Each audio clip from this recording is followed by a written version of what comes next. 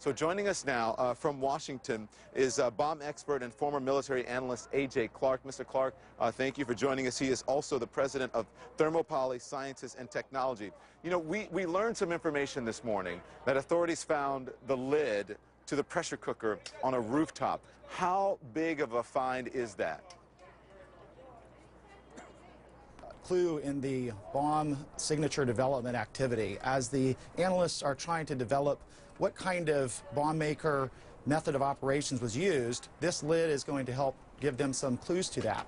But really, you have the entire set of clues that comes together, and this is just one small piece that's going to make up the bigger picture. So I want to talk to you about the pressure cooker, about the other scraps they found, bomb-making materials possibly, about the possible detonator and the timer and all of that. Can they track the serial numbers to find out who bought the pressure cooker, who bought all of these other devices and material? Well, you have a mix of different clues and pieces of information that are going to be able to be tracked, but the biggest clue is going to be the compilation of all of the data, all of the information, all of the intelligence. And you're going to look for things to identify the actual signature of the bomb maker to see if there are other trends or patterns in either military databases or law enforcement agency databases from blasts that have occurred around the world over the last 5 to 10 years. So just the serial number of some of these components might lead you back to manufacturers or where these components were sold at. But the real intelligence and the real analysis is occurring around the entire picture, which brings in a broader set of information across both the U.S. federal agencies and the military and international agencies that could be supporting.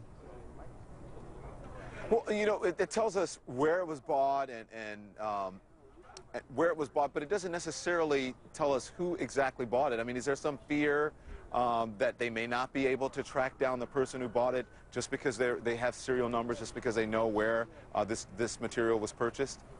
Well, absolutely. Depending upon the information that is crowdsourced that the public can share, maybe there will be security cameras at a store that could have been responsible for selling the components. That's just one piece of this picture.